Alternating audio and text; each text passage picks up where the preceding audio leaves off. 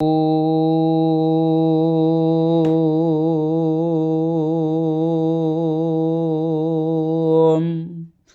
राम रामाय नमः।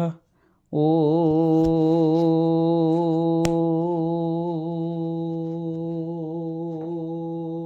राम रामाय नमः। ॐ राम रामाय नमः। ॐ राम रामाय नमः। ॐ राम रामाय नमः। ॐ राम रामाय नमः। ॐ राम रामाय नमः।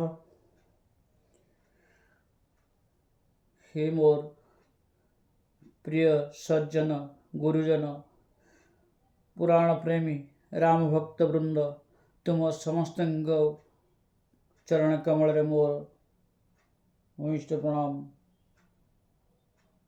आज आमे कैकेयी मातांकर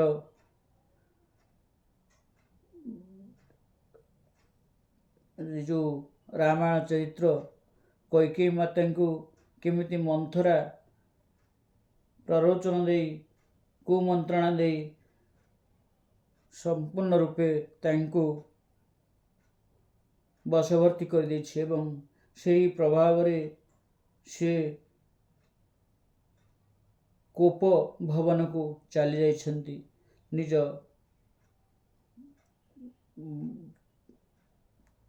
निजर अभिलाष को चरितार्थ करिवा पाई बोली से राजा दशरथ को एमिति एक समस्या पकई देइछन्ति जहाँकि आमे आज ये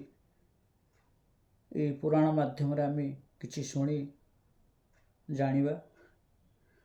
समस्त को मोर विनीत अनुरोध, मोर जदि यही पढ़िया समय कंठजनित कौन त्रुटि रही जाए, कौन भाषा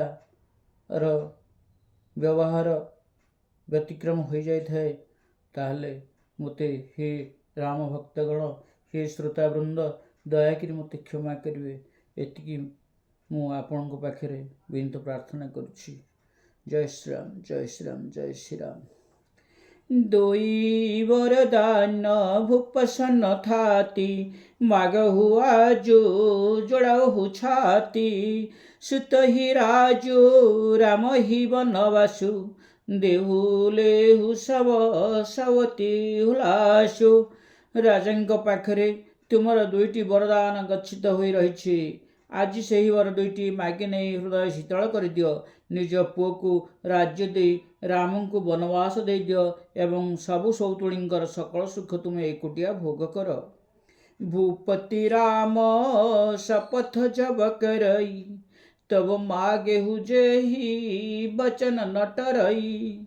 होई काजो आजो निशिबिते, बचनु मोर प्रिय माने हो जीते।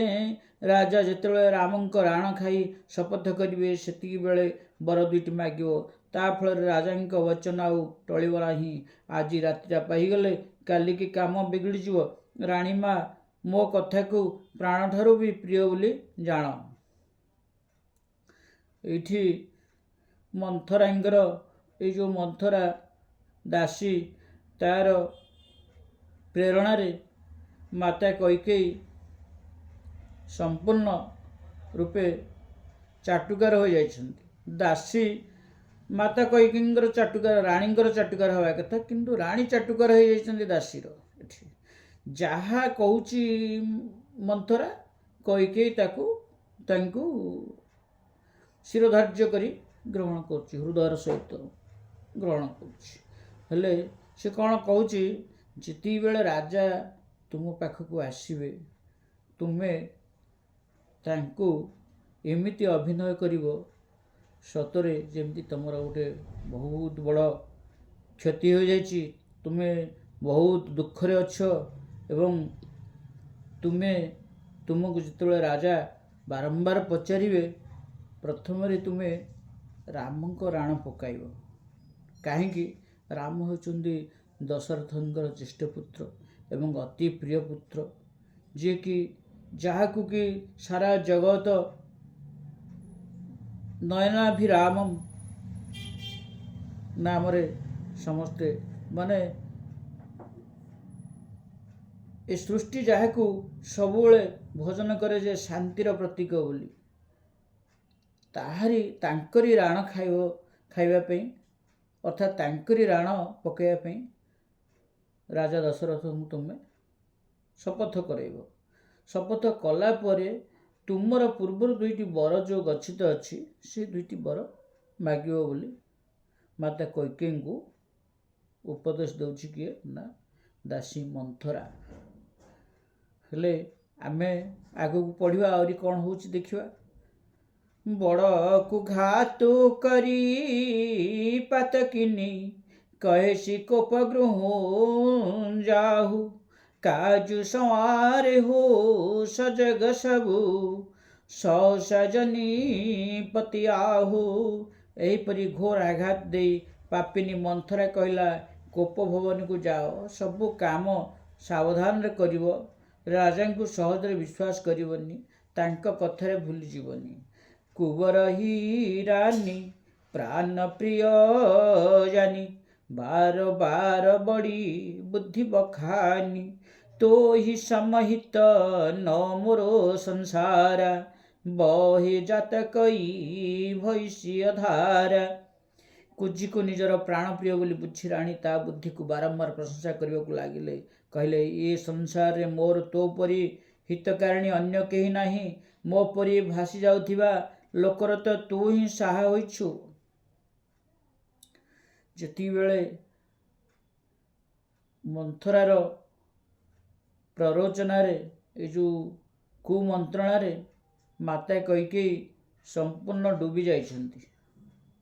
से पूरापूरी ताकू एते विश्वास करि जाइछन् जे से कहिछन्ति तोठू गोटे प्रिय आपणार लोक मोर ए दुनिया रे केही नाहांती, जे कि मोर सबल भल काम तू करि आछछु। मु जदि जानी नथांती तू एति जदि मते कहि नथांतु आगुरु माने भविष्यत रे मोर परिस्थिति बहुत विपद आड़क पड़े जाइथंदा। मु सतरे जेमती नईरे भासी जाउथली, तू मते उद्धार कलु बोली माता कैकेयी मंथरा को कहिछन्ति। जो विधि पूर्व मनोरथ काली करंतो ही रख चख पुतरी आली बहुविधि चेरिही आदरु ने देई कुप भवन गवनी कैकेयी। जदि विधाता काली मो मनोरथ पूर्ण करदेवे तेबे सखी मु तोते मो नयन पितुला करदेवी। एपरी भाव दासी को नाना प्रकार आदर करी कैकेयी कोप भवन को चली गले। विपत्ति ए बिजु बरसा ऋतु चेरी भुई भई कुमती कैकेयी केरी पाई कपट जलु अंकुर जामा बर दौदल दुख फल परिणाम। एठारे कलह होईगला, बीज दासी है वर्षा ऋतु, कैकेयी कुबुद्धि है भूमि, कपट रूपी जल पाई बीजरू अंकुरदम होईगला। दुई वरदान हेबे एही अंकुरर 2टी बीजपत्र एवं परिणाम से दुख रूपी फल ही फलिब। मंथरार निर्देश क्रमे मंथरार जो सबू कुमंत्रणा सी मंत्रणा द्वारा माता कैकेयी कोप भवन को पलि गले। सेठी से कोप भवन रे तांकर माने बहुत दुख रे गोटे स्त्री लोक जेमती रागिकी रहिबो से बेले रहिले। एवं एठी कौन हैला कवि कौन कहिसंती देख, कलह होईगला बीज। कलह माने ये जो मंथरार कुमंत्रणा ये बीज हो गला, दासी हो गला वर्षा ऋतु। अर्थात कलह ବର୍ଷା କଳହର ବର୍ଷା ହେଲା। କିଏ କଲା ସେଇଟା ନା ଦାସୀ ମନ୍ଥରା କଲା। କେଉଁଠି କଲା ନା କୁବୁଧି ରୂପକ କୈକେୟୀ ମାତା ହେଲେ ଭୂମି, ସେଇ ଭୂମିରେ ବର୍ଷା ହେଲା।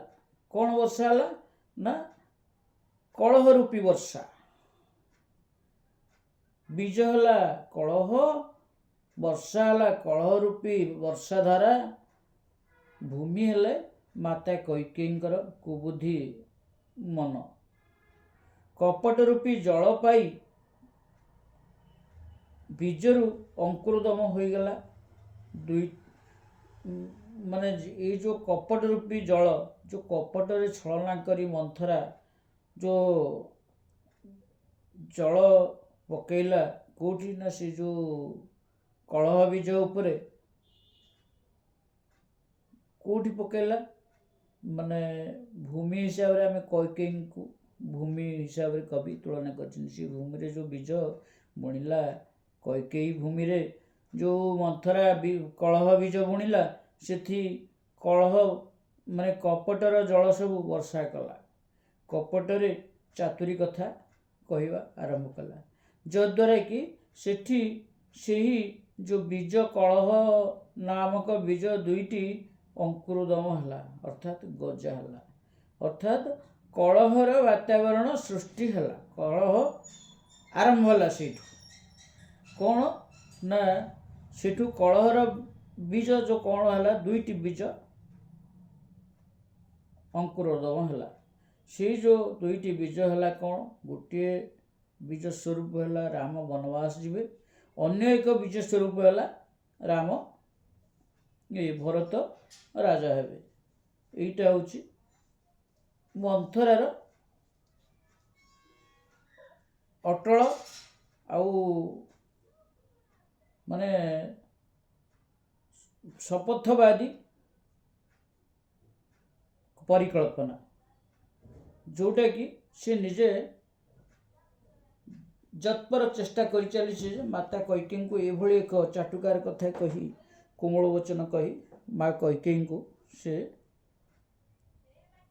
ମାନେ ଯେନ ତେନ ପ୍ରକାରେଣ ଦଶରଥଙ୍କୁ କୁହାଇ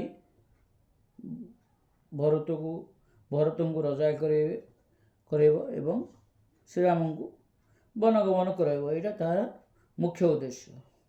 କୋପ ସମାଜ ସାଜି ସବୁ ଶୋଇ, ରାଜୁ କରତ ନିଜ କୁମତି ବିଗୋଇ, ରାଉର ନଗର କୋଲାହଲ ହୋଇ, यह ଚାଲି କଛୁ ଜାନନ କୋଇ। କୈକେୟୀ କୋପରେ ସକଳ ବେଶଭୂଷା ଧରି କୋପ ଭବନରେ ଶୋଇପଡ଼ିଲେ। ରାଜଭୋଗ କରୁଥିବା କୈକେୟୀ ନିଜ ଦୃଷ୍ଟ ବୁଦ୍ଧି ହେତୁ ନଷ୍ଟ ହୋଇଗଲେ। ଏଣେ ରାଜମହଲରେ ନଗରରେ ଆନନ୍ଦରେ କୋଳାହଳ ଚାଲିଥାଏ। ଏହି ଷଡ଼ଯନ୍ତ୍ର ବିଷୟରେ କେହି କିଛି ଜାଣିପାରିଲେ ନାହିଁ। ପ୍ରମୁଦିତ ପୁର ନର ନାରୀ, ସବ ସଜହି ସୁମଙ୍ଗଲ ଚାର୍ୟ, ଏକ ପ୍ରବିଶହି ଏକ ନିର୍ଗମହି, ବୀର ଭୂପଦର। ଅତ୍ୟନ୍ତ ଆନନ୍ଦିତ ହୋଇ ନଗରର ନରନାରୀ ଶୁଭଙ୍କର ମଙ୍ଗଳ ଉତ୍ସବର ଆୟୋଜନ କରୁଥାନ୍ତି। କିଏ ଭିତରକୁ ଯାଉଥାଏ ତ କିଏ ବାହାରକୁ ଆସୁଥାଏ। ରାଜଦ୍ୱାରରେ ଭିଡ଼ ଲାଗିଥାଏ। ବାଲ ସଖା ଶୁନି ହଇଅମ୍ବର ସାହି, ମିଲ 10 5 ରାମ ପହି ଜାନି, ପ୍ରଭୁ ଆଦର ହିଁ ପ୍ରେମ ପହିଚାନି, ପୁଛଇ କୁଶଲ କ୍ଷେମ ମୃଦୁବାନୀ। ଶ୍ରୀରାମଙ୍କର ବାଲ୍ୟ ସଖାମାନେ ରାଜତିଳକ ସମାଚାର ଶୁଣି ଅପାର ଆନନ୍ଦ ଲାଭ କରନ୍ତି।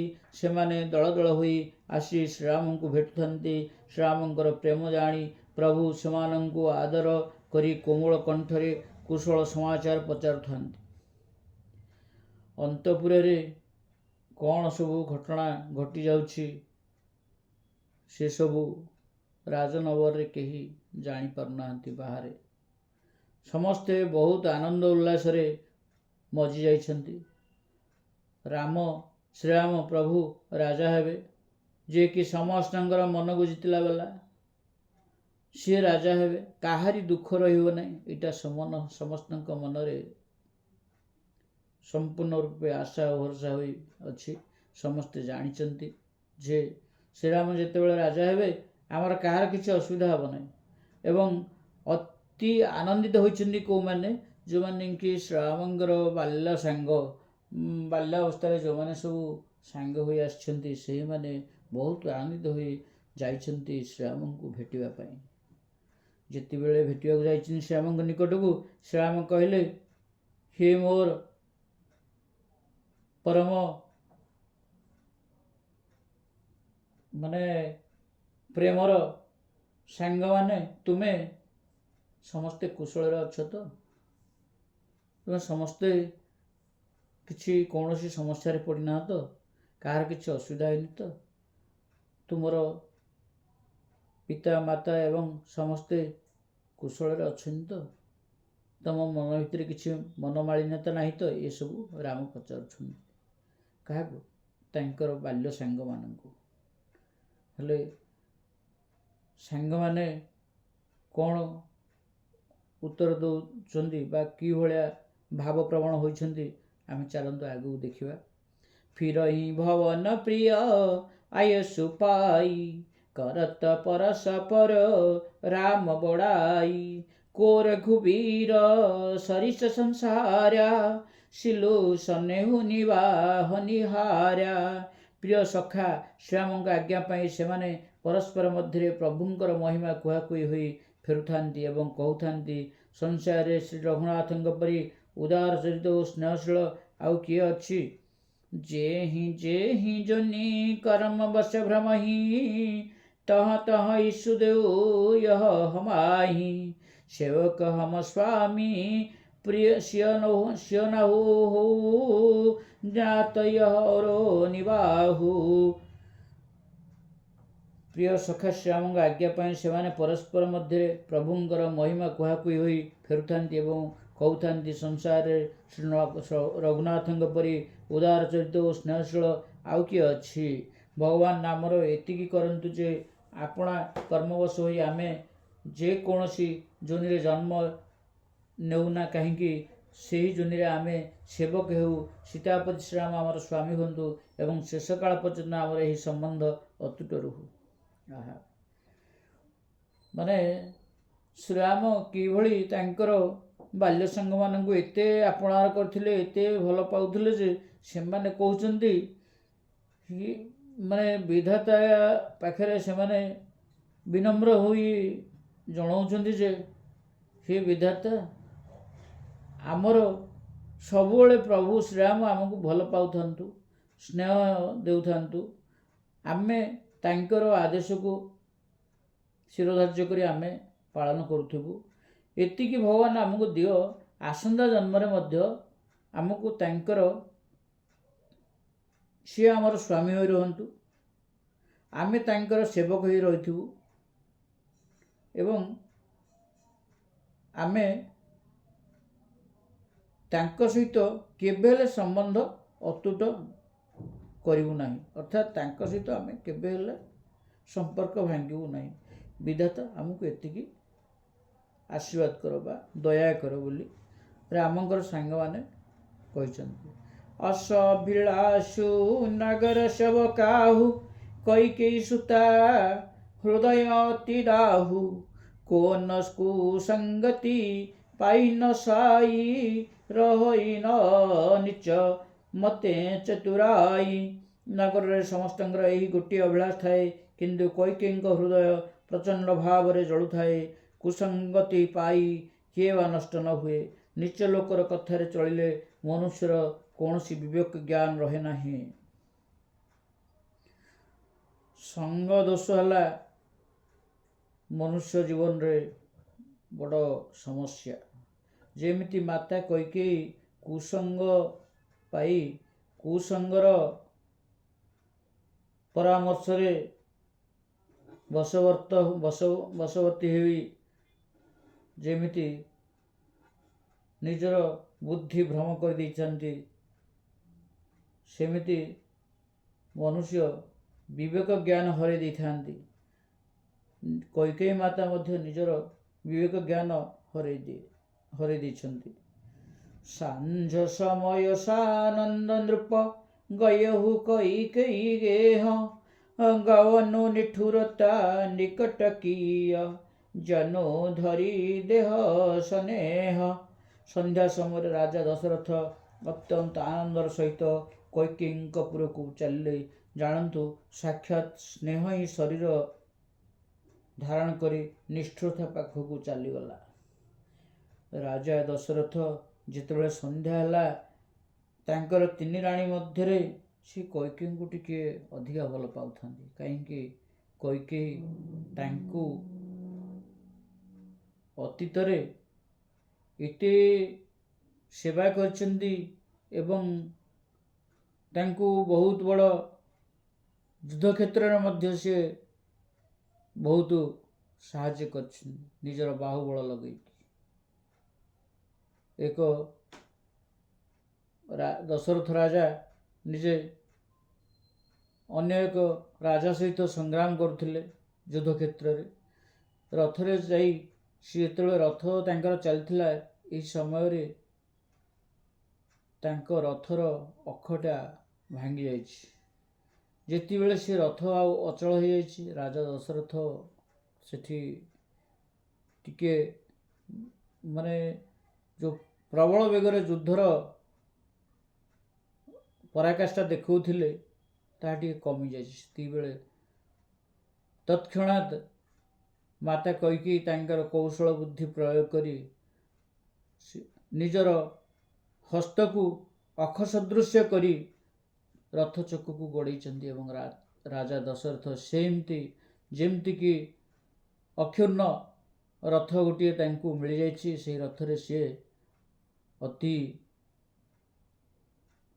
ପରାକ୍ରମର ସହିତ ଯୁଦ୍ଧ କରିଚାଲିଛନ୍ତି। ହେଲେ ଏସବୁ ଦଶରଥଙ୍କ ମନରେ ବହୁତ ଆନନ୍ଦ ବି ଆସିଥିଲା, ଦୟା ବି ଆସିଥିଲା କୈକେୟୀ ମାତାଙ୍କ ପ୍ରତି। ନା, ଆଜି ଯଦି କୈକେୟୀ ନଥାନ୍ତେ ମୋର ମାନ ସମ୍ମାନ ସବୁ ଚାଲି ଯାଇଥାନ୍ତା ଏବଂ ଯୁଦ୍ଧ କ୍ଷେତ୍ରରେ ମୁଁ ହାରି ଯାଇଥାନ୍ତି। କୈକେୟୀ ମୋର ଅତି ପ୍ରିୟ। ଯାହା ହେଲେ ବି ଏତେ ଆନନ୍ଦ ଉଲ୍ଲାସର ଅବସରରେ ମୁଁ ଯାଉଛି ଟିକେ କୈକେୟୀଙ୍କୁ ଟିକେ ସାକ୍ଷାତ କରିବି ବୋଲି ସେ ଯାଉଛନ୍ତି। ହେଲେ ସେ ଯେଉଁ ପ୍ରେମ ଆଉ ମନରେ ଗୋଟେ ଭଲ ପାଇବା ନେଇକି ସେ ଯେତେବେଳେ ଯାଉଥିଲେ ମାତା କୈକେୟୀଙ୍କ ନିକଟକୁ, ହେଲେ ହେଲା କ'ଣ ନା, ମାତା କୈକେୟୀଙ୍କର ତ ଦେହ ଜ୍ଞାନ ନାହିଁ। ସେ ଦାସୀ ମନ୍ଥରାର ଉପଦେଶରେ ପୁରା ସେ ଯେଉଁ ବିଷ ବର୍ଷା କରିଛି ତାଙ୍କ ମନରେ, ସେଥିରେ ସେ ପୁରା ନଷ୍ଟ ହୋଇଯାଇଛନ୍ତି। ସିଏ ଦଶରଥଙ୍କର ଏ ଯେଉଁ ଭଲ ପାଇବାକୁ ସିଏ ଆଉ କ'ଣ ଆଉ ଗ୍ରହଣ କରିବେ? ଓଲଟା ଦଶରଥଙ୍କୁ ନିଷ୍ଠୁରତା ଭାବ ଦେଖାଇଛନ୍ତି। ଯେମିତିକି ଗୋଟେ ଜଳୁଥିବା ନିଆଁରେ ତତ୍କ୍ଷଣାତ୍ ଏକ କଳସୀ ପାଣି ପଡ଼ିଗଲା। ସମ୍ପୂର୍ଣ୍ଣ ରୂପେ ସେ ଯେଉଁ ଦଶରଥଙ୍କର ଆଗ୍ରହର ଭାବ ଲୋପ ପାଇଗଲା। କୋପ ଭବନ ଶୁନି ସଖୁ ଚେଉରାଉ ଭୟବଶ ଅଗହୁଡ଼ ପରଇ ନ ପାଉ ଶିରପତି ବସହି ବାହବଲ ଯାକେ ନରପତି ସକଲ ରହଇ ରୁଖ ତାକେ। କୋପ ଭବନର ନାଁ ଶୁଣିବା ମାତ୍ରେ ରାଜା ଶଙ୍କିତ ହୋଇଗଲେ। ଭୟ ହେତୁ ତାଙ୍କ ପାଦ ଆଗକୁ ବଢ଼ିଲା ନାହିଁ। ସ୍ୱୟଂ ଦେବରାଜ ଇନ୍ଦ୍ର, ଯାହାଙ୍କ ବାହୁବଳ ଆଶ୍ରୟରେ ରାକ୍ଷସମାନଙ୍କୁ ଭୟ ନ କରି ନିବାସ କରନ୍ତି ଏବଂ ସକଳ ରାଜା ଯାହାଙ୍କର ମନୋଭାବକୁ ଅପେକ୍ଷା କରି ରହିଥାନ୍ତି, ହେଲେ ରାଜା ଦଶରଥ କ'ଣ ଅତି ଆନନ୍ଦରେ ତ ବାହାରିଛନ୍ତି କୈକେୟୀ ମାତାଙ୍କ ନିକଟକୁ ଯିବା ପାଇଁ, କିନ୍ତୁ ଯେତେବେଳେ ଶୁଣିଲେ ନା ମାତା କୈକେୟୀ କୋପଭବନକୁ ଯାଇଛନ୍ତି, କୋପଭବନରେ ଅଛନ୍ତି, ଏ କୋପଭବନ ନାଁ ଯେତେବେଳେ ଶୁଣିଲେ ସେ ତତ୍କ୍ଷଣାତ୍ ରାଜାଙ୍କର ମନ ଭିତରେ ଶଙ୍କା ପଳାଇ ଆସିଛି। ହେଲେ ଗୋଟେ କଥା, କାହିଁକି ହେଲା ଏତେ ଆନନ୍ଦ ଉଲ୍ଲାସ ଉତ୍ସବ ଚାଲିଛି ନଗରରେ, ସାରା ରାଜ୍ୟରେ ସମସ୍ତେ ଆନନ୍ଦିତ ଅଛନ୍ତି ଯେ ମୋର ପୁତ୍ର ଶ୍ରୀରାମଚନ୍ଦ୍ର ରାଜା ହେବେ। ଏଥିରେ କାହାର କୌଣସି ଦୁଃଖର ଛାଇ ନାହିଁ। କିନ୍ତୁ ମୋର ଗେହ୍ଲା ଅତି ଆଦରଣୀୟା ରାଣୀ କୈକେୟୀ କ'ଣ ହେଲା ଯେ ସେ କୋପଭବନ ଗଲେ? କ'ଣ ଅସୁବିଧା ହେଲା ତାଙ୍କର? ହେଲେ ସେ ନିଜକୁ ନିଜେ ବହୁତ ଭୟଭୀତ କରି ଯାଇଛନ୍ତି, ଯଦ୍ୱାରା କି ତାଙ୍କର ପାଦ ଶିଥିଳ ହୋଇଯାଇଛି। ଏବଂ ଦେଖ ସେ କେତେ ବଡ଼ ରାଜା, ଯାହାର ସୁରକ୍ଷା ସ୍ୱୟଂ ଇନ୍ଦ୍ରଦେବଙ୍କୁ ବି ଦେଇଥିଲା। ମାନେ ସେଇ ସମୟରେ ରାଜା ଦଶରଥଙ୍କର ଶାସନ ସମୟରେ ସ୍ୱର୍ଗର ଦେବଗଣ ମଧ୍ୟ ଖୁସିରେ ଥିଲେ। ରାକ୍ଷସମାନଙ୍କର ଭୟ ତାଙ୍କୁ ନଥିଲା। ସେଇଭଳି ଲୋକ ଜଣେ ଆଜି ହଠାତ୍ ଭାଙ୍ଗି ପଡ଼ୁଛନ୍ତି। କ'ଣ ହେଲା ତାଙ୍କର ପ୍ରାଣପ୍ରିୟା ରାଣୀ କୈକେୟୀଙ୍କର ଯେ ସେ କୋପଭବନକୁ ଯାଇଛନ୍ତି ବୋଲି ସେ ବହୁତ ସମସ୍ୟାରେ ପଡ଼ିଯାଇଛନ୍ତି। ଶୋଷୁନୀତି ଅରିଷ ଗୟଉ ସୁଖାଇ, ଦେଖଉ କାମ ପ୍ରତାପ ବଢ଼ାଇ, ଶୂଲ କୁଲିଶି ଅଙ୍ଗ ନିହାରେ, ତେରତିନାଥ ସୁମନ ସରମାରେ। ସେ ରାଜା ଦଶରଥ ସ୍ତ୍ରୀର କ୍ରୋଧ ଶୁଣି ଭୟରେ ମ୍ଳାନ ହୋଇଗଲେ। କାମଦେବଙ୍କର ପ୍ରତାପ ଓ ମହିମା କି ପ୍ରବଳ ଦେଖନ୍ତୁ ଯେ ରାଜା ନିଜ ଅଙ୍ଗରେ ତ୍ରିଶୂଳ, ବଜ୍ର ଓ ଖଡ଼୍ଗ ଆଦିର ଆଘାତ ସହିପାରନ୍ତି। ସିଏ ଆଜି ରତିନାଥ କାମଦେବଙ୍କ ପୁଷ୍ପବାଣରେ ବିଦ୍ଧ ହୋଇଗଲେ। ସଭୟ ନରେଶ ପ୍ରିୟା ପହିଁ ଗୟହୁ, ଦେଖି ଦଶା ଦୁଃଖୁ ଦାରୁଣ ଭୟଉ, ଭୂମି ଶୟନ ପଟୁ ମୋଟ ପୁରାଣ, ଦିଏ ଡରି ତନ ଭୂଷଣ ନାନା। ରାଜା ଡରି ଡରି ପ୍ରାଣପ୍ରିୟା କୈକେୟୀଙ୍କ ନିକଟକୁ ଗଲେ। ରାଣୀଙ୍କ ଦଶା ଦେଖି ତାଙ୍କୁ ବଡ଼ ଦୁଃଖ ଲାଗିଲା। କୈକେୟୀ ଭୂମିରେ ଶୋଇଥାନ୍ତି ଏବଂ ପିନ୍ଧିଥାନ୍ତି ଖଣ୍ଡିଏ ପୁରୁଣା ମୋଟା ଲୁଗା।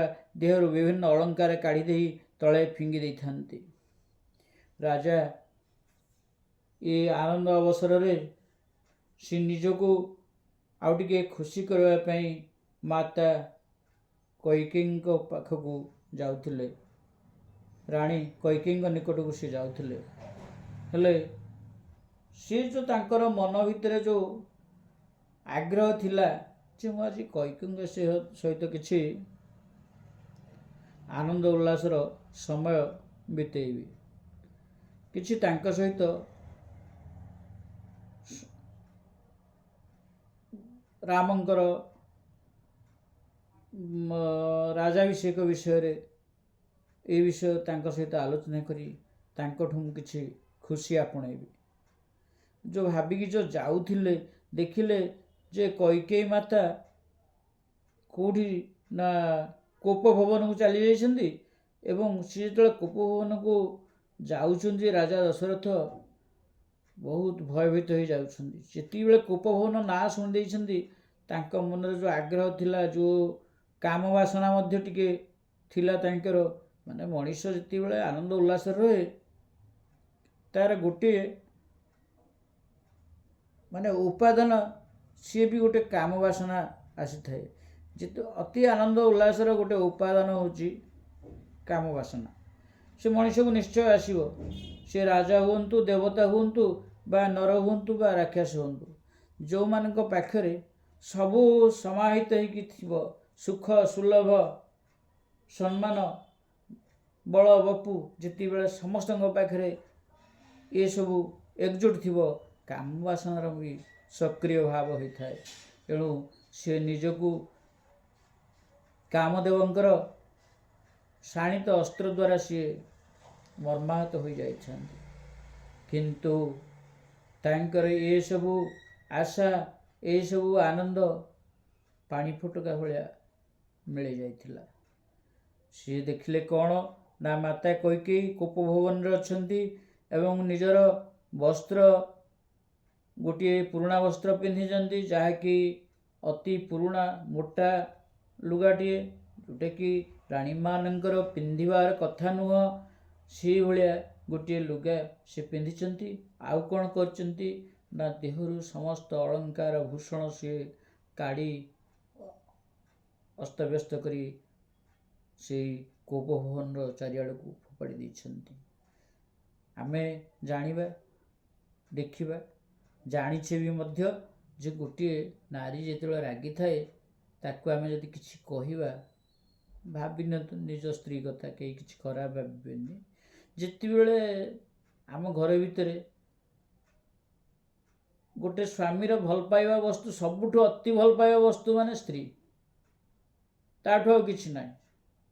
ସିଏ ଯେତେବେଳେ ରାଗିଥିବ ନା, ସ୍ୱାମୀ ସେଠି ଟିକେ ଏତେ ଅଡ଼ୁଆରେ ପଡ଼ିଯାଇଥିବ, କେମିତି ସ୍ତ୍ରୀକୁ ମନେଇବି, କ'ଣ କରିବି। ହେଲେ କ'ଣ ସ୍ୱାମୀ ଯେତେବେଳେ ଯାଇକି ହାତ ଧରିଛି ସ୍ତ୍ରୀର, କ'ଣ କରେ ନା ସ୍ତ୍ରୀ ସ୍ୱାମୀର ହାତକୁ ମାନେ ଛିଞ୍ଚାଡ଼ି ଦେଇଥାଏ। ହେଲେ ସେଇଭଳି ରାଜା ଦଶରଥ ଯେତେବେଳେ ରାଣୀ କୈକେୟୀଙ୍କ ଉପରେ ହାତ ପକାଇଛନ୍ତି, ସେତେବେଳେ ମାତା କୈକେୟୀ ତାଙ୍କ ହାତକୁ ଛାଟି ଦେଇଛନ୍ତି। ସେ କହିଛନ୍ତି, ସେ କିଛି କହିନାହାନ୍ତି, ନତମୁଖା ହେଇକି ବସିଛନ୍ତି। କୁମତି କସି କୁବସତା ଫାବି ଅନହିୱାତୁ ସୁଚଜନୁ ଭାବି ଯାଇ ନିକଟ ନୃପୁ କହ ମୃଦୁବାନୀ ପ୍ରାଣ ପ୍ରିୟା କେହି ହେତୁରିଶାନି।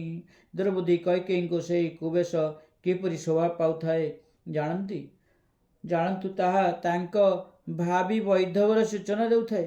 ରାଜା ତାଙ୍କୁ ପାଖକୁ ଯାଇ କୋମଳ କଣ୍ଠରେ କହିଲେ, ହେ ପ୍ରାଣପ୍ରିୟେ, ରୁଷିଛ କାହିଁକି? ଆମେ ଘରମାନଙ୍କରେ ଯେତେବେଳେ ଘରର ଗୃହିଣୀ ଯେତେବେଳେ ମନକୁ ମାରି ବସିଥାଏ, କୌଣସି କାରଣବଶତଃ ସେ ଟିକେ ଯଦି ରାଗି ଯାଇଥାଏ, ଆମେ ଯଦି ତାଙ୍କ ନିକଟକୁ ଯିବା, କ'ଣ କରିବା? ଟିକେ କୋମଳ ବଚନ ଆମେ ଟିକେ କହିବା, କ'ଣ ହେଇଛି ତମର, ଆଜି କାହିଁକି ଏମିତି ବସିଛ? ହେ ପ୍ରାଣପ୍ରିୟେ, ଆଜିକାଲି ଆମେ କ'ଣ କହୁଛେ, ତମର କାହିଁକି ଏମିତି ହେଇଛି, ତମେ କାହିଁକି ଏମିତି ହେଉଛ, କ'ଣ ହେଲା ତମର, କହୁନ କାହିଁକି, ଏଇଟା ମୋତେ ଭଲ ଲାଗୁନି ଦେଖିକି। ଆମେ ଏମିତି ବିଭିନ୍ନ ପ୍ରକାର ଆମେ କହୁଛେ। ସେମିତି ରାଜା ଦଶରଥ ମଧ୍ୟ କୋମଳ କଣ୍ଠରେ ରାଣୀଙ୍କୁ କହୁଛନ୍ତି, ହେ ପ୍ରାଣପ୍ରିୟେ, ମୋର ପ୍ରାଣର ପ୍ରିୟେ, ତୁମର କ'ଣ ହେଇଛି ଅସୁବିଧା, ତୁମେ କାହିଁକି ଆଜି ରୁଷିଛ? ଛନ୍ଦ କେହି ହେତୁ ରାନୀ ରିସନି ପରସତ ପାନିପତି ନେୱାରଇ ମାନହୁ ସରସ ଭୁଅଙ୍ଗ ଭାମିନୀ ବିଷମ ଭାତି ନିହାରଇ ଦୋଉ ବାସନା ରସନା ଦଶନ ବରମ ରମଠାରୁ ଦେଖଇ ତୁଳସୀ ନୃପତି ଭବତବ୍ୟତା ବସ କାମ କୌତୁକ ଲେଖଇ।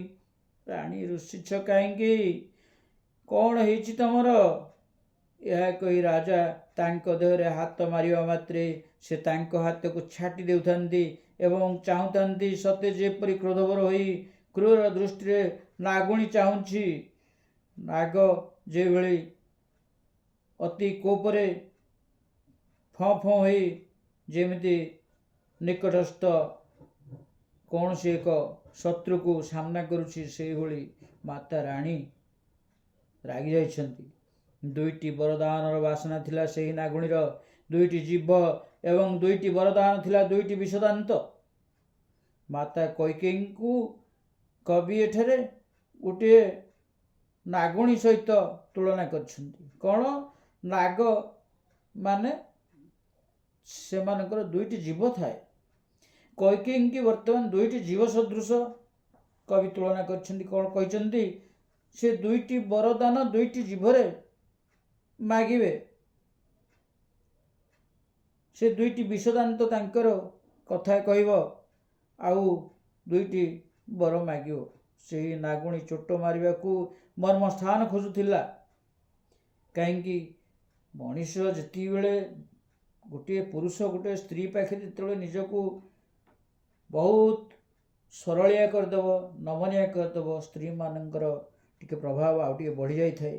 ସେତିକିବେଳେ ଏଇଟା ହିଁ ମୋର ମୁହୂର୍ତ୍ତ ବୋଲି ସ୍ତ୍ରୀମାନେ ଭାବି ସେମାନଙ୍କଠୁ ଯାହା କିଛି ଆଦାୟ କରିବା କଥା ତାଙ୍କ ମନ ମୁତାବକ ପାଉଣା ସେମାନେ ସେହି ସମୟରେ ହିଁ ଆଦାୟ କରିଦେଇଥାନ୍ତି। ହେଲେ ମାତା କୈକେୟୀ ଦୃଷ୍ଟ ନାଗୁଣୀ ସହିତ ସମାନ କରିଛନ୍ତି ତୁଳସୀଦାସ। ତୁଳସୀଦାସ କହୁଛନ୍ତି, ଅଦୃଷ୍ଟର ବଶ ହୋଇ ରାଜା ଦଶରଥ ଭାବୁଥାନ୍ତି ଏହା ହେଉଛି କନ୍ଦର୍ପର କ୍ରୀଡ଼ା। ଏଣେ ରାଜା ଦଶରଥ କନ୍ଦର୍ପର କ୍ରୀଡ଼ା କରିବେ ବୋଲି ଯାଇଥିଲେ। କାମଦେବ ଏଣେ ରାଜା ଦଶରଥଙ୍କ ଶରୀରରେ ସମ୍ପୂର୍ଣ୍ଣ ରାଜତ୍ୱ କରୁଛନ୍ତି। ରାଜା ଦଶରଥ ଭାବିଛନ୍ତି ଆଜି ମୁଁ ରାଣୀ କୈକେୟୀଙ୍କ ସହିତ ଆନନ୍ଦ ଉଲ୍ଲାସରେ କିଛି ମଜା ଉଠେଇବି। ଏମିତି ହେଇଛି। ଦେଖନ୍ତୁ ଆଗକୁ ଆହୁରି କେତେ ହୃଦୟସ୍ପର୍ଶୀ ବାର୍ତ୍ତା ଆସିବ, ଯାହାକି ଦୁଃଖ ବି ଦେଉଛି ଆମକୁ ବହୁତ। କାହିଁକି ରାଜା ଦଶରଥ ଏଠି ଯାହା ଚାହୁଁଥିଲେ ତାହା ପାଇନାହାନ୍ତି, କିନ୍ତୁ ମାତା କୈକେୟୀ ଯାହା ଚାହିଁଛନ୍ତି ତାହା ପାଇଛନ୍ତି। ବାର ବାର कहरऊ सुमुखी सुलोचनी पिक वचनी कारण मोहि सुनाऊ गजगामिनी निज को पोकर। राजा बारंबार कहते हे सुमुखी, हे सुलोचना, हे कुकुल भाषिणी, हे गजगामिनी, मते तुम क्रोधर कारण कौन कुह। राजा केते राणी कैकेयी को भल पाउछन्ति देख, सी केते आदर सहित कोमल स्वर रे कहउछन्ति, ये मोर सुलोचना, लोचन पुणी सुलोचन, अर्थात तमें मते एते भल देखा जाउछ, एते सुंदर दुस्थूल, तम मुहटा एते सुंदर दुस्थूला, हे सुमुखी, हे सुलोचना, मो नयन तमें एते सुंदर, तम मुख एते सुंदर दिशुछि, हे कुकुल भाषिणी, हे मोर प्राणप्रिया, तुम्हें जेति बेले मते किछि कह सते जेमती कोइलीर स्वर रे तुम्हें आधारित कर किछि कहउछ, जहा कि मो मन किणी नियो। हे गजगामिनी, तुमर चाली सते जेमती गोटे गजर चाली, गोटे हाथीटे जेमती झुली झुली आसुथिबो कान को हले हले, तुमर सेमती चाली सतरे गजगामिनी चाली। तुमर आज क्रोधर कारण कौन, दयाकरी मते कह बोली राजा राणी कैकेयी को पचारुछन्ति। अनहित तोर प्रिया केई किन्ना, केई दुई शिर केही जमु चहलिन्ना, कहु केही रंकही करो नरेशु, कहु केही नृपही निकाशो देशु। हे प्रिय, किए तुमर अनिष्ट कला, कहार एपरी दुईटा मुंड अछि जे से मो कबलरू बंचीजीव। जमराज काहाकू नेबाकू चाहिलेनी, कुह राणी, मु केउ कांगाल को राजा करदेवी अथवा केउ राजा को देशांतर करदेवी, जहा फल कि तुमे संतुष्ट हेब। राजा दशरथ कहउछन्ति, तुमको एते दुखर तापित किए कला, तुमको कहार एते साहस है जे तुम मन रे दुख भरीदेला। जम कहार जीवन नेबाकू चाहिछन्ति, काहाकू केउ कांगाल को राजा करियाकू तुमर इच्छा, बा केउ राजा को कांगाल करिवार इच्छा, बा देशांतर करदेवार इच्छा, जहा फल कि तुमे एते अतिष्ठ हो जाइछ, एते दुखरे भांगी पड़िछ। आज तुमर श्रीमुख मौली जाइछि, जहा कि मोर देखिवार दृश्य माने मु सही पारुनी, तुमर ए परिस्थिति ए रूप देखिकी मते बहुत व्यतिव्यस्त लगुछि। कुह किए सी, कहा लगी तुम एते दुखित होइछ, तार आज बोधे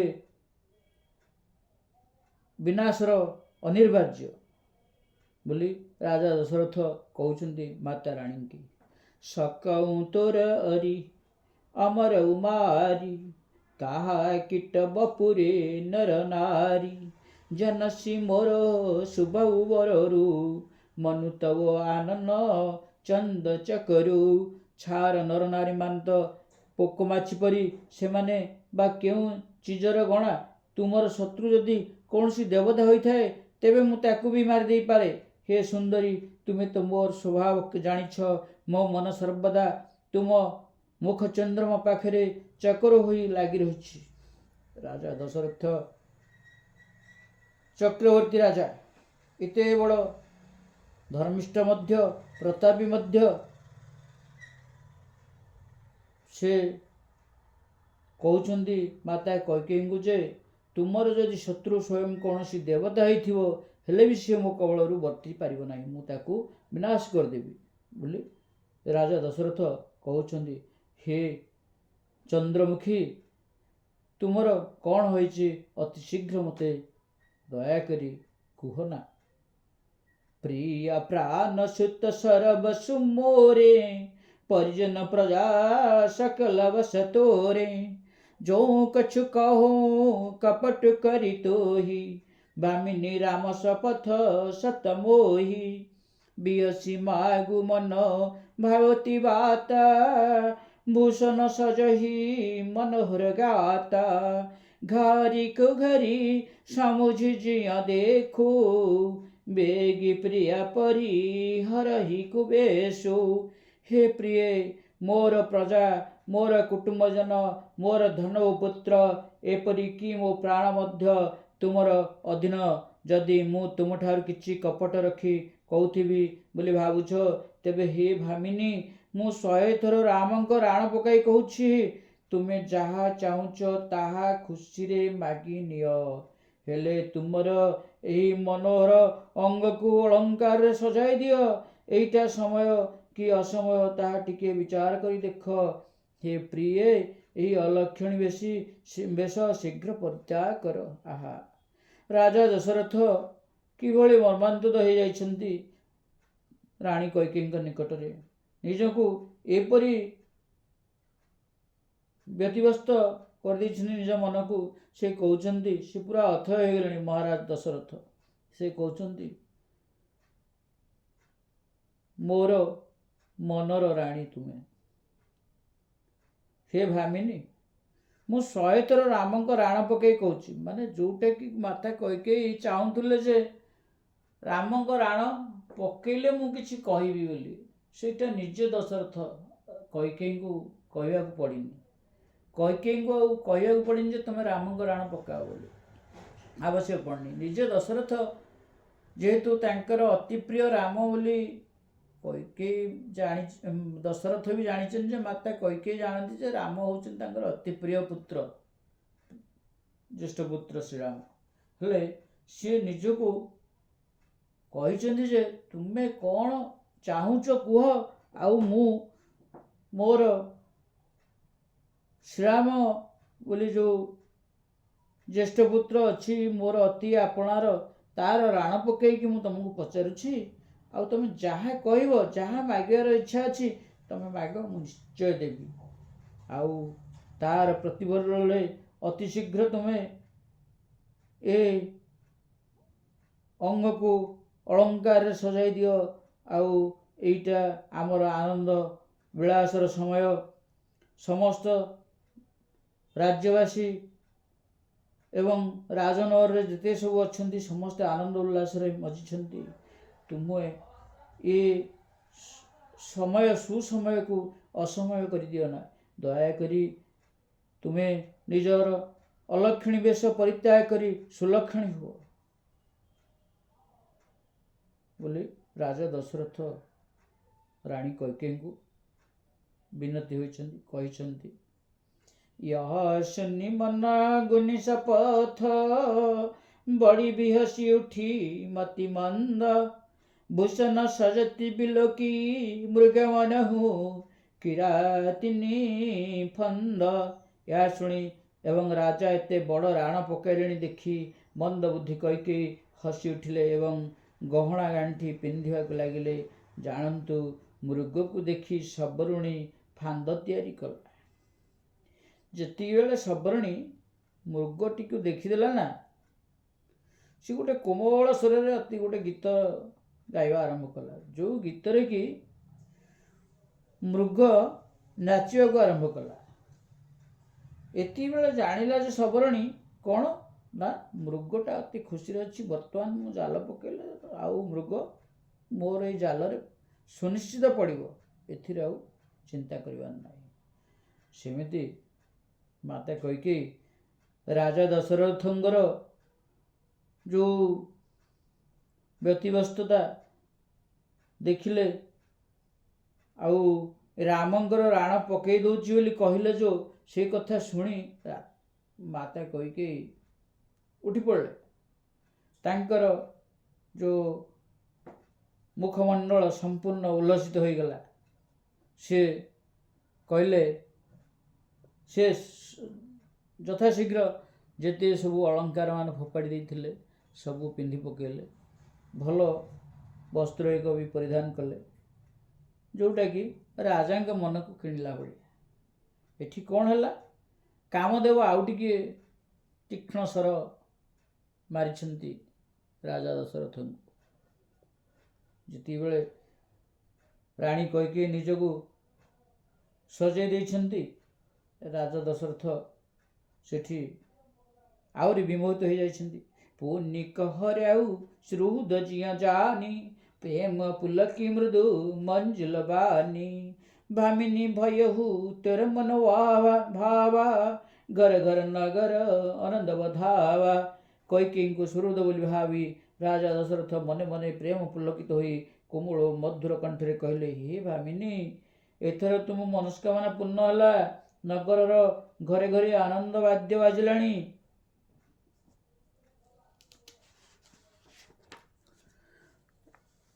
राम ही देऊ काली जुवराजु, सजही सुलोचनी मंगल साजु। दल की उठेऊ सुनि हृदय कठोरु, जनु छुई गयऊ पाक बर तोरु। काली मु राम को युवराज पद दे दउछि, तेणु हे सुनयने तुमे मंगल साजरे निजको साज सजाय। एतिकी शुणिदेवा मात्रे कୈକେୟୀଙ୍କ कठोर हृदय चमकी उठिला, सत्य जेपरि केही तांकर पाचिला बथरे हाथ मारिदेला। କୈକେୟୀଙ୍କର ଲକ୍ଷ୍ୟ ଅଲଗା, ରାଜାଙ୍କର ଲକ୍ଷ୍ୟ ଅଲଗା, ରାଜା ଦଶରଥଙ୍କର ଲକ୍ଷ୍ୟ ଅଲଗା। ରାଜା ଦଶରଥଙ୍କର ଲକ୍ଷ୍ୟ ଅଛି କ'ଣ, କୈକେୟୀ ବହୁତ ଭଲ ପାଉଛନ୍ତି ରାମଙ୍କୁ, ତେଣୁ ରାମ ରାଜା ହେବେ। ଆଠୁ ଆଉ ଖୁସିର କଥା କୈକେୟୀଙ୍କ ନିକଟରେ କିଛି ନାହିଁ। କିନ୍ତୁ ଠିକ୍ ତାର ବିପରୀତ ଯେତେବେଳେ ରାଜା ଦଶରଥ କହିଛନ୍ତି ଯେ ଆସନ୍ତା ପ୍ରଭାତରେ ଆମର ପ୍ରିୟ ପୁତ୍ର ରାମ ରାଜା ହେବ ବୋଲି କହିଦେଇଛନ୍ତି, ସେତିବେଳେ ମାତା କୈକେୟୀଙ୍କୁ ଏଭଳି କ୍ଷୋଭ, ଏଭଳି ଦୁଃଖ ଦେଲା, ଯେଉଁଟାକି ଆମେ ଯେମିତି ଗୋଟିଏ ଭ୍ରୂଣ, ଗୋଟିଏ ଆମର ସାଧାରଣ ଭାଷାରେ ଆମେ କହୁଛେ ଯେ ଗୋଟେ ବଥ ଯେମିତି ପୁରା ପାଚି ଯାଇଛି, ଟଳଟଳ ହୋଇଛି, ସେଠି ଯଦି କିଛି ଜଣେ ହସ୍ତକ୍ଷେପ କରିଦେଲେ ଯେଉଁଭଳିଆ କଷ୍ଟ ହେବ, ତାଙ୍କୁ ସେଇଭଳି କଷ୍ଟ ହେଇଛି।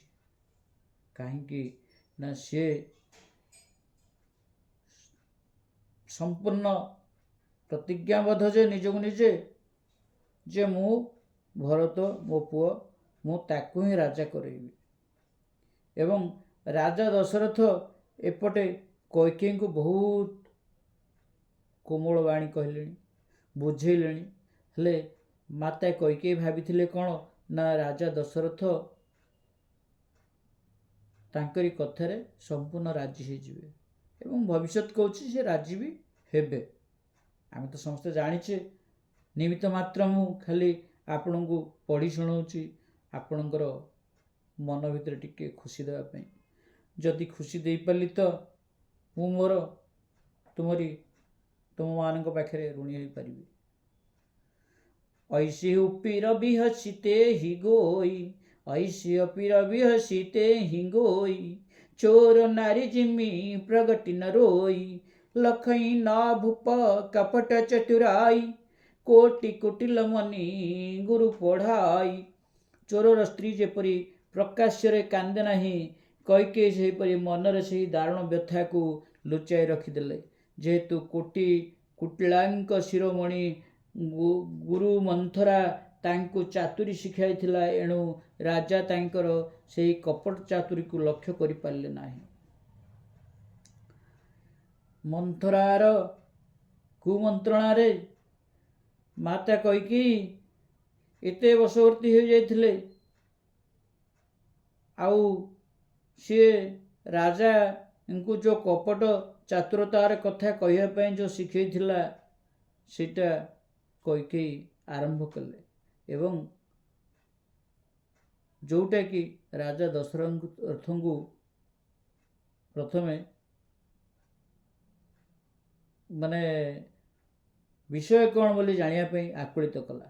ଯଦ୍ୟପି ନୀତିନି ପୁନର ନାହୁ, ନାରୀ ଚରିତ ଜଳ ନିଧି ଅଗାହୁ, କପଟ ସ୍ନେହୁ ବଢ଼ାଇବ ହୋରି, ବୋଲି ବିହସି ନୟନ ମୁହୁ ମୋରି। ଯଦ୍ୟପି ରାଜା ନୀତିରେ ନିପୁଣ, ତଥାପି ସ୍ତ୍ରୀ ଚରିତ୍ର ହେଉଛି ଏକ ଅଗାଧ ସମୁଦ୍ର। କୈକେୟୀ କପଟ ପ୍ରେମ ବଢ଼ାଇ ଉପରକୁ ପ୍ରେମ ଦେଖାଇ ଆଖି ଓ ମୁହଁ ମୋଡ଼ି ବାଙ୍କ ଚାହାଣୀରେ ହସି ହସି କହିଲେ, ମାଗୁ ପଇ କହୁ ପ୍ରିୟ, କହୁ ପିୟ, କବହୁ ନ ଦେହୁ ନ ଲେହୁ, ଦେ ନ କହେଉ ବର ଦାନ ଦୁଇ, ତେଉ ପାଓତ ସନ୍ଦେହୁ। ହେ ପ୍ରିୟତମ, ଆପଣ ମାଗ ମାଗ ବୋଲି ତ କହି ହେଉଛନ୍ତି, କିନ୍ତୁ ଦିଆ ନିଆ ବେଳକୁ କିଛି ନାହିଁ। ଆପଣ ମୋତେ 2ଟି ବର ଦେବେ ବୋଲି ଯାହା କହିଥିଲେ ସେତକ ମିଳିବା ବି ସନ୍ଦେହ। ରାଣୀ କୈକେୟୀ ଅତୀତକୁ ଫେରି ଯାଇଛନ୍ତି। ଯେତେବେଳେ ରାଜା ଦଶରଥଙ୍କୁ ସିଏ ନିଜ ବାହୁବଳରେ ଯୁଦ୍ଧ ଜୟ କରିବା ପାଇଁ ସକ୍ଷମ କରାଇଥିଲେ, ସେତିକିବେଳେ ସନ୍ତୁଷ୍ଟ ହୋଇ ରାଣୀଙ୍କ ଉପରେ ରାଜା ଦଶରଥ 2ଟି ବର ଯାଚିଥିଲେ। ସେ ଆଜି ସେଇ ଜିନିଷଟାକୁ ରାଜାଙ୍କୁ ସ୍ମରଣ କରାଇ ଦେଇ କହୁଛନ୍ତି ଯେ, ହେ ରାଜା, ତୁମେ ଦେବୀ ଦେବୀ କହୁଛ ଯେ କ'ଣ ତମେ ଦେବ ମୁଁ ଆଶା କରୁନି। ମୁଁ ଭାବୁଛି ତମେ ବୋଧେ ଦେଇପାରିବନି, ଅଥଚ ମୋର ତ 2ଟା ବର ଆହୁରି ଅଛି। ଯେତିକିବେଳେ ତୁମେ ବର ମୋତେ ଯାଚିଛ, ସେ 2ଟା ବର ମୋ ପାଇଁ ସ୍ଥଗିତ ହେଇକି ଅଛି, ଗଚ୍ଛିତ ହେଇକି ଅଛି। ଯେଉଁ ବର ତୁମେ ଦେବ ବୋଲି ମୁଁ ଭାବୁଥିଲି, ମୋତେ ଅନୁଭବ ହେଉଛି ତୁମେ ସେଇ ବର ମୋତେ ଦେଇପାରିବ ନାହିଁ ବୋଲି ମାତା କୈକେୟୀ ରାଜାଙ୍କ ଆଗରେ କହୁଛନ୍ତି। ଝୁଟେହୁ ହମହି ଦଶୁଜନି ଦେହୁ, ଦୁଇ କଇ ଚାରି ମାଗି ମକୁଲେହୁ, ରଘୁକୁଲ ରୀତି ସଦା ଚଲି ଆଇ, ପ୍ରାଣ ଯାହୁଁ ବରୁ ବଚନ ନ ଯାଇ। ମିଛଟାରେ ମୋତେ ଦୋଷ ଦିଅ ନାହିଁ। ଚାହିଁଲେ 2ଟା ବଦଳରେ 4ଟା ବର ମାଗିନିଅ। ପ୍ରାଣ ବରଂ ଚାଲିଯିବ, ବଚନ ଯିବ ନାହିଁ। ଆମ ରଘୁକୁଳରେ ସର୍ବଦା ଏହି ରୀତି ଚଳି ଆସିଛି। ରାଜା ଦଶରଥ ସେଠି କହୁଛନ୍ତି, ନିଜକୁ ବଡ଼ିମା ଦେଖାଇ କହୁଛନ୍ତି ରାଣୀଙ୍କ ଆଗରେ, ଏ ରାଣୀ, ଏ ମୋର ନୟନ ବିତୁଳା, ହେ ମୋର ସୁନୟନା, ତୁମେ 2ଟା ବର ନେବ ବୋଲି ମୋତେ କହିଛ, 2ଟା ବର ମାଗିଛ। ଯଦି ତମେ କହିବ ମୋର 4ଟା ବର ଦରକାର, ମୁଁ ଅକୁଣ୍ଠିତ ଚିତ୍ତରେ ତୁମକୁ 4ଟା ବରର ପ୍ରଦାନ କରିବି। ତୁମେ 4ଟା ବରର ଅଧିକାରୀ। ନହି ଅସତ୍ୟ ସମ ପାତକ ପୁଞ୍ଜା। ଏଠି ରାଜା କହିଛନ୍ତି, ରଘୁବଂଶରେ କେହି ସତ୍ୟଭଗ୍ନ ହୋଇନାହାନ୍ତି। ସେମାନେ ଯାହା କହନ୍ତି ତାହା ହିଁ କରନ୍ତି। ନହି ଅସତ୍ୟ ସମପତା ପାତକ ପୁଞ୍ଜା, ଗିରିଶମ ହୋଇ କି କୋଟିକ ଗୁଞ୍ଜା, ସତ୍ୟମୂଲ ସବ ସୁକୃତ ସୁହାଏ, ବେଦ ପୁରାଣ ବିଦିତ ମନୁ ଗାଏ। ଅସତ୍ୟ ପରି ପାପ ରାଶି ଆଉ ନାହିଁ। କୋଟି କୋଟି କାଇଞ୍ଚ ମିଶିଗଲେ ସୁଦ୍ଧା କ'ଣ କେବେ ହେଲେ ପର୍ବତ ସମାନ ହୋଇପାରିବେ? ସତ୍ୟ ହିଁ ସକଳ ପୁଣ୍ୟର ମୂଳ। ଏ କଥା ବେଦ ଓ ପୁରାଣରେ ବି ପ୍ରସିଦ୍ଧ, ଏବଂ ମନୁ ମଧ୍ୟ ଏହା କହିଛନ୍ତି। ଦଶରଥ ରାଜା କହୁଛନ୍ତି, ମହର୍ଷି ମନୁ ସେ କହିଛନ୍ତି ଯେ ବେଦ ପୁରାଣରେ ସତ୍ୟ ହିଁ ପ୍ରସିଦ୍ଧ, ସତ୍ୟର ହିଁ ପରାକାଷ୍ଠା। ସତ୍ୟକୁ ନେଇ ସମସ୍ତେ ଏହି ସଂସାରରେ ପରିଚାଳିତ ହେଉଛନ୍ତି, ଏବଂ ସେ କହିଛନ୍ତି କ'ଣ ନା କୋଟି କୋଟି କାଇଁଚ ଯଦି ମିଶିଯିବ ଏକାଠି ହୋଇଯିବ ସେ କେବେ ହେଲେ ପାହାଡ଼ ହୋଇପାରିବ ନାହିଁ, ପର୍ବତ ହୋଇପାରିବ ନାହିଁ। ତେଣୁ ରଘୁବଂଶର ଯେତେ ସବୁ ରାଜା ମହାରାଜା ଅଛନ୍ତି, ରଘୁବଂଶର ପ୍ରକୃତି ହେଲା ସେମାନେ ସତ୍ୟବାଦୀ। ସେମାନେ ସତ୍ୟର ମାଧ୍ୟମରେ ହିଁ ସେମାନେ ଆଗକୁ ବଢ଼ନ୍ତି। ସେମାନେ କେବେ ହେଲେ ମିଥ୍ୟାର ପ୍ରଶ୍ରୟ ନିଅନ୍ତି ନାହିଁ। ତେହି ପର ରାମ ଶପଥ କରି ଆଇ, ସୁକୃତ ସ୍ନେହ अवधि रघुराई। बात दृढ़ाई कुमति हंसी बोली, कुमत कुबिहग कुलह जनु खोली। ता छड़ा मु पुणी श्रीरामଙ୍କ ରାଣ ପକାଇ ଦେଇଛି। ଶ୍ରୀ ରଘୁନାଥ ହେଉଛନ୍ତି ମୋର ପୁଣ୍ୟ ଓ ସ୍ନେହର ଚରମ ସୀମା। ଏପରି ଭାବରେ ରାଜାଙ୍କ ଦ୍ୱାରା କଥାଟିକୁ ପକ୍କା କରାଇ ଦେଇ ଦୁର୍ବୁଦ୍ଧି କହି ହସି ହସି କହିବାକୁ ବସିଲେ। ମନେ ହେଲା ସତେ ଯେପରି ସେ ନିଜେ ନିଜର କୁବିଚାର ରୂପୀ ଦୁଷ୍ଟ ବାଜପକ୍ଷୀର ଆଖିରୁ ଅନ୍ଧପଟୁଳି ଖୋଲିଦେଲେ। ରାଣୀ ଜାଣିପାରିଲେ ଯେତେବେଳେ ରାଜା ଦଶରଥ କହୁଛନ୍ତି ଯେ ମୁଁ ମୋର ହୃଦୟର, ମୁଁ ମୋର ପ୍ରାଣର, ମୁଁ ମୋର ପ୍ରେମର, ମୁଁ ମୋର ଗେହ୍ଲା ଯେ କି ଶ୍ରୀରାମ ଜ୍ୟେଷ୍ଠ ପୁତ୍ର, ତାର ରାଣ ତୁମ ଆଗରେ ପକାଇ ଦେଇଛି। ତୁମେ ଆଉ କିଛି ମୋ ଉପରେ ସନ୍ଦେହ କର ନାହିଁ। ତୁମର ଯାହା କହିବାର ଅଛି କହିଦିଅ। ଯେତେବେଳେ ରାଜା ଦଶରଥ ଏକଥା କହିଦେଇଛନ୍ତି, ଦୁର୍ବୁଦ୍ଧି କହି ମନ୍ଥରାର ଦୁର୍ବୁଦ୍ଧିରେ ବଶବର୍ତ୍ତୀ ହୋଇ ସେ ହସି ହସି କହିବାକୁ ବସିଲେ, ଏଥର ଯାହା ହେଲେ ବି ମୁଁ ଆଉ ଅନ୍ଧପଟୁଳି ରାଜାଙ୍କର ବାହାର କରିବାକୁ ପଡ଼ିବ। ବାଜପକ୍ଷୀର ଆଖିରୁ ଅନ୍ଧପଟୁଳି ଖୋଲିଦେଲେ। ଅର୍ଥାତ୍ ସେ ପ୍ରକୃତ ଯାହା କହିବା କଥା ଏଠି କହିଛନ୍ତି।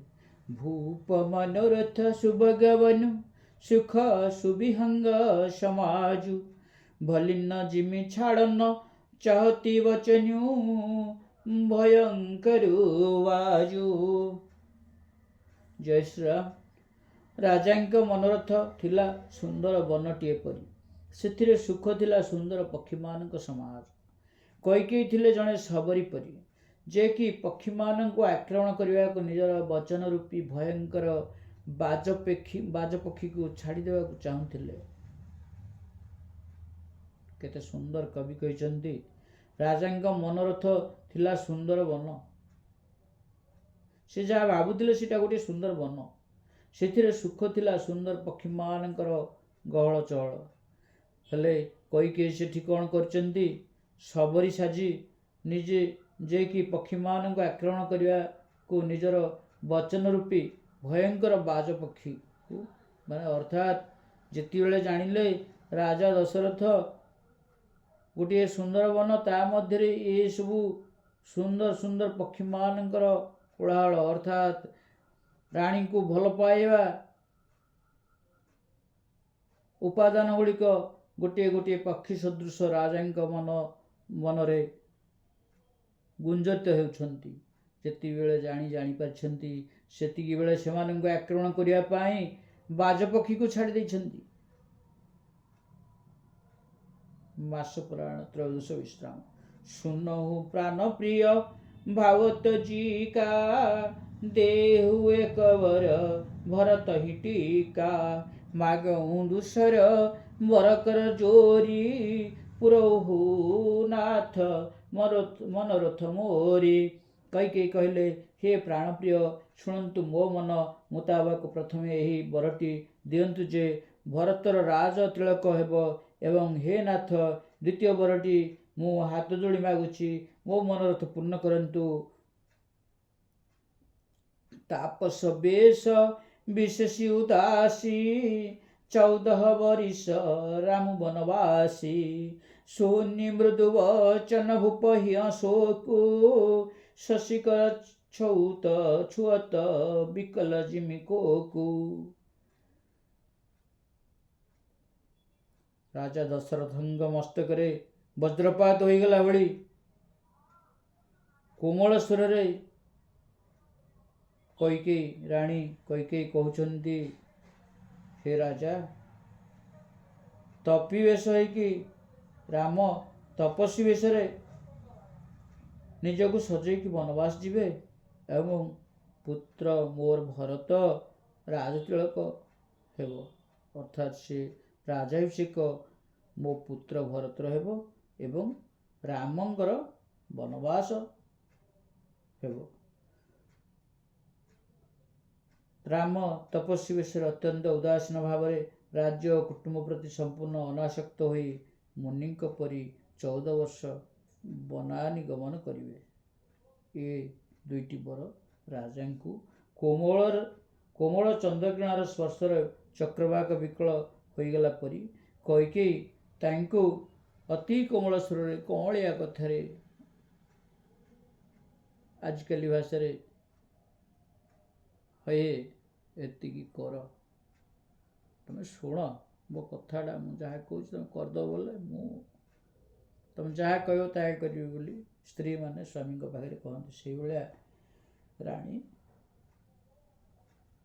ମାନେ କୋମଳରେ କଅଁଳ ବଚନ କହିକି, କଅଁଳିଆ ଭାଷା କହିକି ରାଜାଙ୍କୁ ଏ ଦୁଇଟି ବର ମାଗିଦେଲେ। ରାଜାଙ୍କ ହୃଦୟ ଶୋକାକୁଳ ହୋଇଗଲା। ହେଲେ କ'ଣ କରିବେ? ରାଜା ତ ପ୍ରତିଜ୍ଞାବଦ୍ଧ ହୋଇଯାଇଛନ୍ତି। ସେ ତ ସ୍ୱୟଂ ନିଜେ ନିଜର ଅତି ଆଦରର ପୁତ୍ର ରାମଙ୍କର ରାଣ ପକାଇ ଦେଇଛନ୍ତି। କରିବେ ବା କ'ଣ? ଭରତ ବି ତାଙ୍କର ପୁଅ। ହେଲେ ସମସ୍ତ ରାଜ୍ୟରେ, ସମସ୍ତ ସଂସାରରେ, ସମସ୍ତ ଦେବ ନାଗ କିନ୍ନର ସମସ୍ତ ସ୍ତରରେ ପ୍ରକାଶିତ ହୋଇଯାଇଛି ରାମଚନ୍ଦ୍ର ରାଜା ହେବେ, ଶ୍ରୀରାମ ରାଜା ହେବେ। କିନ୍ତୁ ଆଜି ଏ ସଙ୍କଟାପନ୍ନ ମୁହୂର୍ତ୍ତକୁ ଯେତେବେଳେ ରାଜା ଦଶରଥ ସାମ୍ନା କରୁଛନ୍ତି, ସେତିକିବେଳେ ତାଙ୍କୁ ବହୁତ କଷ୍ଟ ହୋଇଛି। ସେ ଆରମ୍ଭ କରିଦେଇଛନ୍ତି, ତାଙ୍କର ନୟନାଶ୍ରୁ ବହିଯାଇଛି। ଆଗକୁ ଦେଖନ୍ତୁ। ଗୟହୁ ସହମି ନାହିଁ କछु କହି ଆवा, ଜନୁ ସଚାନ ବନ ଝପଟେ ଉଲାवा। ବିବରନ ଭୟହୁ ନିପଟନର ପାଲୁ, ଦାମିନୀ ହନେଉ ମନହୁ ତରୁ ତାଲୁ। ରାଜା ହଠାତ୍ ଛାନିଆ ହୋଇଗଲେ। ତାଙ୍କ ପାଟିରୁ କଥା ବାହାରିଲା ନାହିଁ, କାରଣ ଗଣ୍ଡୁରୀ ଚଢ଼େଇ ଉପରେ ଛଞ୍ଚାଣ ଝାମ୍ପ ମାରିଦେଲା। ରାଜା ଏକାବେଳେ ବିବର୍ଣ୍ଣ ହୋଇଗଲେ। ଦେଖି ମନେ ହେଲା ସତେ ଯେପରି ତାଳଗଛ ଉପରେ ବଜ୍ରପାତ ହୋଇଗଲା। ରାଜା ଦଶରଥ ଚକ୍ରବର୍ତ୍ତୀ ରାଜା, ତାଙ୍କ ପାଟିରୁ ଆଉ କଥା ବାହାରିଲାନି। ସେ ହତବାକ ହେଇଗଲେ, ଛାନିଆ ହେଇଗଲେ।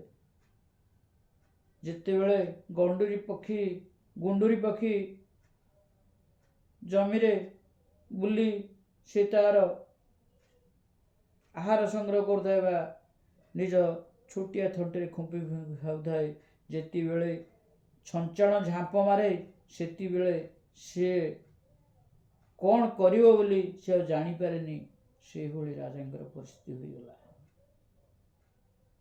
ସତେ ଯେମିତି ଗଣ୍ଡୁରୀ ପକ୍ଷୀର ସାମ୍ନାରେ ଯମ ସାକ୍ଷାତ ଦଣ୍ଡାୟମାନ, ସେଇଭଳି ରାଜାଙ୍କ ସାମ୍ନାରେ ଏ ଦୁଃଖ ଦାରୁଣର ଯମ ଆସି ଦଣ୍ଡାୟମାନ ହୋଇଯାଇଛି। ଏବଂ ସେ ଆଉ କ'ଣ କହିଛନ୍ତି କବି? ଯେପରି ତାଳଗଛ ଉପରେ ବଜ୍ରପାତ ହୋଇଗଲା, ସେପରି ରାଜା ଦଶରଥଙ୍କ ଉପରେ ବଜ୍ରପାତ ହୋଇଯାଇଛି। ମାନେ ଦୁଃଖର ବଜ୍ରପାତ ହୋଇଯାଇଛି। ହେ ମୋର ଶ୍ରୋତା ବନ୍ଧୁ, ହେ ମୋର ପୂଜନୀୟ, ହେ ମୋର ଆଦରଣୀୟ, ଆଜି ଆମେ ଏଠି ଏହି ପବିତ୍ର ରାମାୟଣକୁ ଏଠି ବିଶ୍ରାମ ଦେବା। ଆସନ୍ତା ଏକ ଶୁଭ ମୁହୂର୍ତ୍ତରେ ପୁଣି ଆମେ ଆରମ୍ଭ କରିବା। ରାମାୟଣ ଏତେ ଶୀଘ୍ର ତ ସରିବା ଜିନିଷ ନୁହେଁ। ରାମାୟଣର ଶେଷ ନାହିଁ। କାହିଁକି? ରାମ ରସ ଯେତେ ଆମେ ମନ ଦେଉଥିବା, ସେତିକି ଆମକୁ ରସ ଆହୁରି ରସାୟିତ କରୁଥିବ। ଆମେ ଆଗକୁ ଆଉ କ'ଣ ଅଛି ବୋଲି ଆମେ ଆଶା ହିଁ ରହୁଥିବା। ମୋତେ